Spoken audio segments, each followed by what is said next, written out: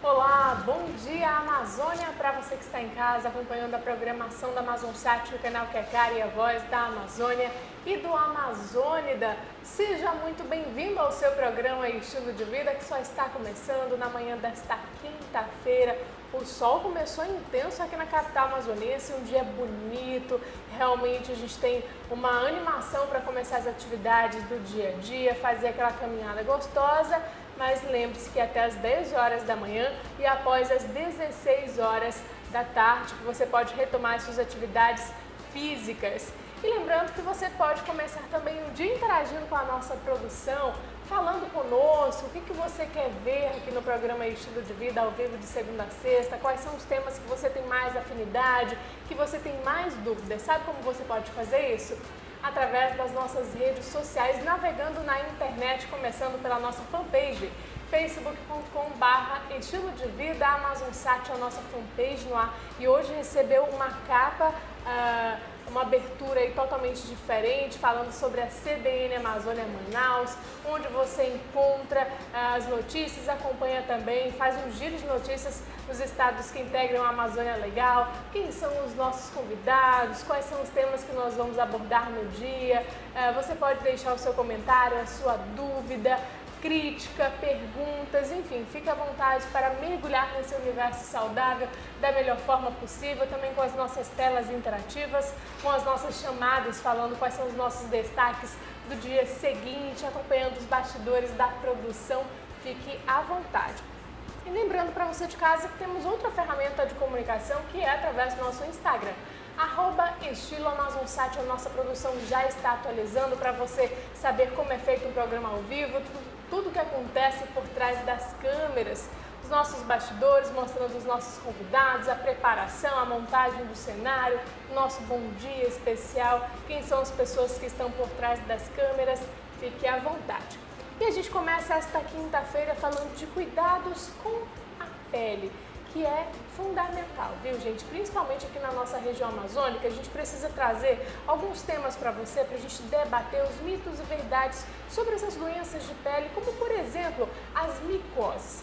Você está com manchas descamativas na pele, acompanhada de uma leve coceira. As manchas se apresentam de duas formas, uma oval e a outra cilíndrica. Cuidado, pode ser sintomas característicos de pano branco. Você já ouviu falar? Mais conhecido também como micose de praia. E para a gente debater um pouquinho mais a respeito deste assunto e outras doenças de pele, nós estamos recebendo mais uma vez a parceira do programa Estilo de Vida, que eu particularmente estava com muita saudade.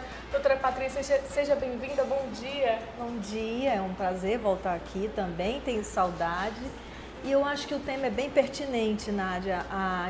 As micoses na nossa região, em função das altas temperaturas, elas são extremamente frequentes. É muito difícil um atendimento dermatológico diário que não aborda esse tipo de diagnóstico.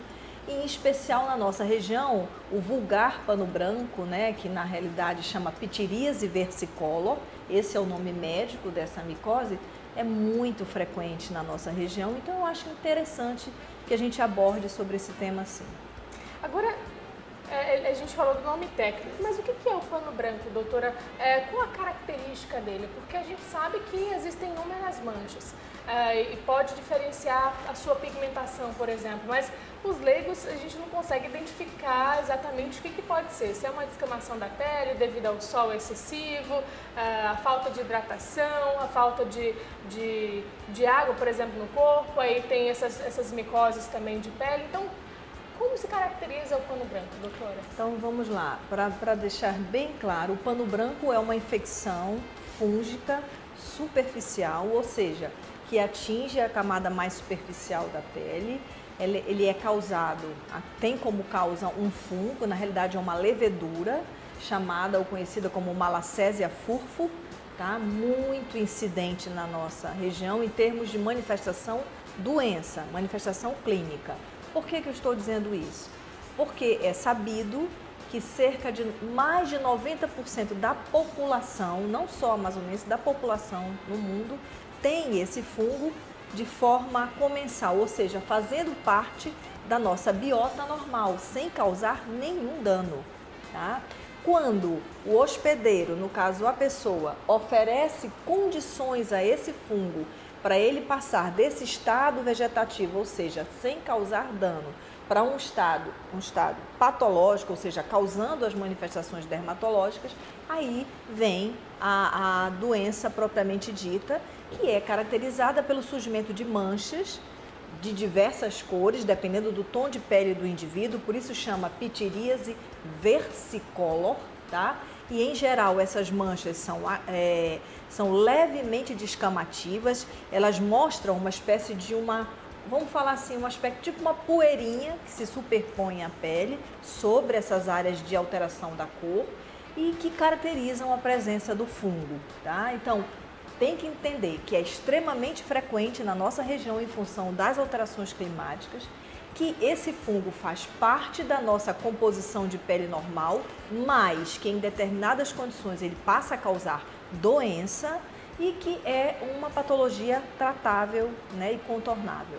Doutora, quando se trata de pele, a gente já até descobriu que os fungos, na maioria deles, a gente já tem, que é natural, né? O problema é quando ele sai desse nível de estabilidade e começa a trazer danos também para a nossa saúde, né, doutora? Então isso é normal, todos nós já temos. O problema é quando ele é exposto, por exemplo, a mudanças de temperatura, ao excesso de sol e até mesmo ao excesso de praia, né? Eu acho que a falta de higiene também ajuda muito. Ajuda. Eu vou te dizer qual é um fator extremamente interessante. Ele é um fungo lipofílico, ou seja, ele tem muita atração pela gordura da pele, pela oleosidade da pele. Então, aquelas pessoas que tendem a hidratar muito, vigorosamente, com produtos extremamente gordurosos e oleosos à pele, vão conferir mais condições ao fungo para ele se tornar patogênico, para ele causar a doença. Então, veja bem, nós temos essa levedura na nossa pele sem causar danos à nossa pele, sem nenhuma manifestação clínica. Quando você oferece condições, ele pode sair dessa condição, vamos supor, em latência, né, quietinho, para então causar as manifestações clínicas. Hidratação muito intensa da pele com produtos oleosos, a má higiene, você deixando a pele muito gordurosa, com menos banho, isso também é outro fator. Enfim, as alterações climáticas, o calor excessivo, o abafamento, tudo isso são fatores que predispõem ao surgimento da doença. Para a gente entender um pouquinho mais a respeito desse pano branco, a nossa produção fez um apanhado de tópicos para a gente debater aqui. Eu vou pedir para colocar no ar a nossa tela interativa número 2, que vai trazer para a gente quais são as causas desse pano branco. Doutora, vai aparecer aí na sua tela, mas aqui a gente já pode começar.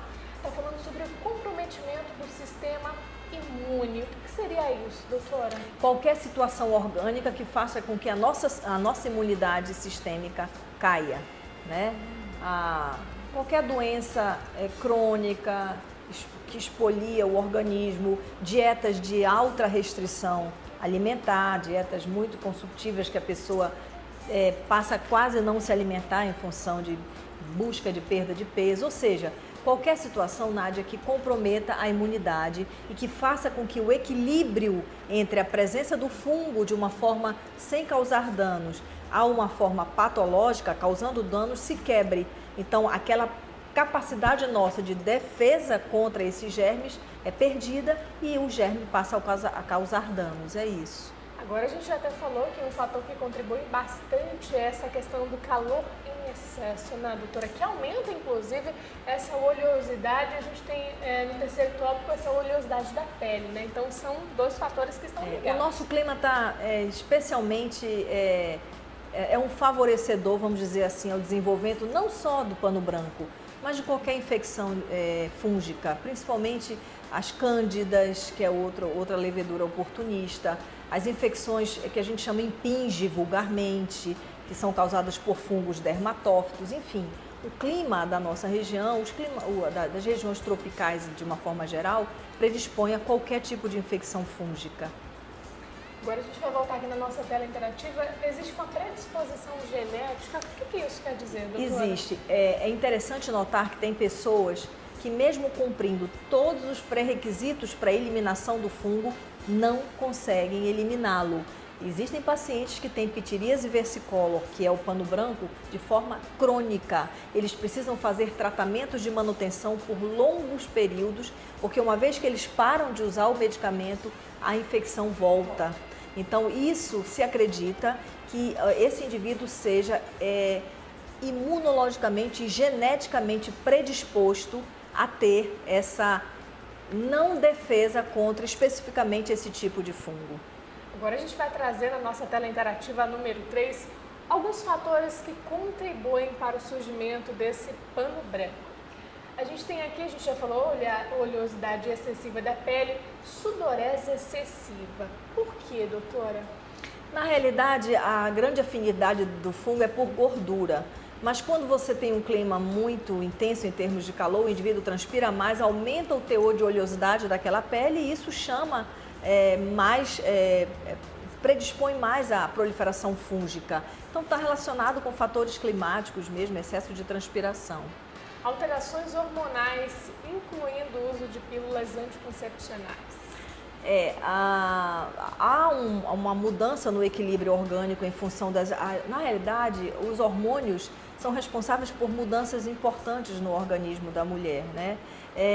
Muitas vezes há uma alteração do pH, por exemplo, da pele, pH vaginal, no caso das infecções por cândida, não só falando especificamente do pano branco, e isso pode predispor a que o fungo se desenvolva com mais facilidade. A gente vai voltar aqui na nossa tela interativa, a gente já falou que tem essa ligação com o histórico, com a genética, né, o histórico familiar, fraqueza do sistema imunológico também.